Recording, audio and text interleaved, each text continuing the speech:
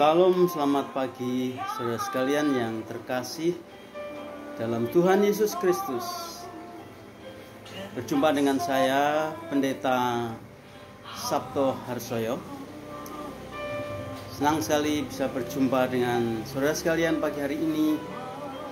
Dan dalam kesempatan yang sangat indah, sangat berbahagia pagi hari ini, saudara sekalian, saya ingin memperkenalkan kepada saudara sebuah tayangan yang saya upload di channel YouTube saya, Sabto Harsoyo Channel. Di dalam tayangan ini saya memberi nama Teologi 5 menit. Apa maksudnya teologi 5 menit? Teologi 5 menit sebetulnya adalah sebuah kerinduan dalam hati saya untuk mengajak khususnya semua saudara-saudara, orang-orang percaya dan siapa saja untuk mengenal ajaran-ajaran Kristen yang pokok, yang mendasar. Di dalam channel saya, di channel YouTube saya, Sabto Harsoyo Channel, saya sudah mengupload satu paket ajaran-ajaran Kristen secara berurutan. Oleh karena namanya adalah Teologi 5 menit, maka setiap segmen yang ada di dalam materi itu memang sangat singkat penyampaiannya, pembahasannya.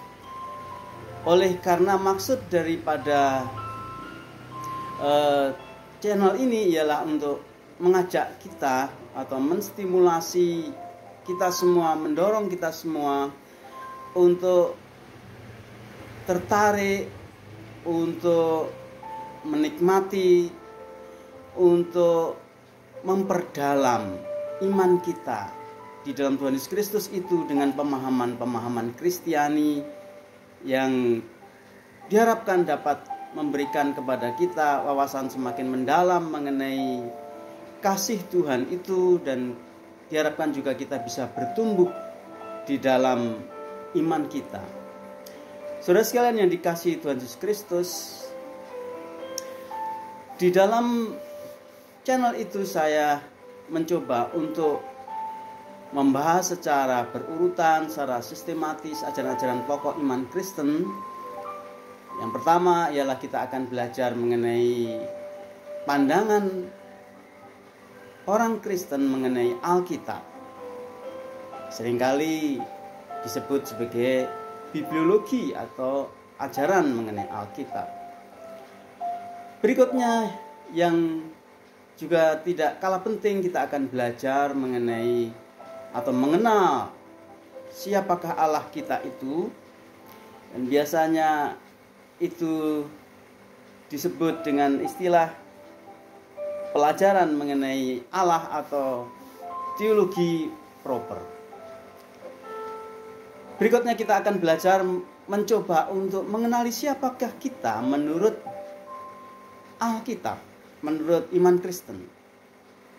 Yang kita akan pelajari di dalam doktrin berikutnya, yaitu doktrin antropologi atau ajaran Kristen mengenai manusia. Dan segmen berikutnya, segmen singkat berikutnya ialah kita akan sampai kepada satu pengajaran Kristen mengenai apa itu dosa dan bagaimana kekristenan melihat keberdosaan sebagai sebuah keadaan yang sangat penting untuk dipahami oleh orang-orang percaya, dan bagaimana Tuhan menyatakan belas kasihannya kepada manusia itu. Saudara sekalian, berikutnya kita akan mempelajari beberapa segmen di dalamnya, yaitu ajaran mengenai Tuhan Yesus yang seringkali disebut dengan ajaran Kristologi atau doktrin Kristologi. Ini adalah sebuah pokok ajaran iman Kristen yang tentu sangat penting, luas dan mendalam. Namun demikian di dalam kesempatan yang singkat itu, materi itu mungkin akan lebih bersifat stimulasi sekali lagi untuk memberikan kepada kita itu semangat dan dorongan untuk mempelajari pokok ini secara lebih luas, secara lebih mendalam. Nah, saudara sekalian, di dalam iman Kristen kita juga belajar pokok yang sangat penting, yaitu pokok yang disebut ajaran mengenai keselamatan menurut iman Kristen, yang secara teknis itu seringkali disebut dengan doktrin soteriologi atau doktrin keselamatan, di mana di dalam bagian ini kita akan berusaha memahami hal-hal yang paling mendasar. Mengapa soteriologi atau bagaimana orang-orang percaya memahami dan mengalami menerima karya keselamatan Allah itu.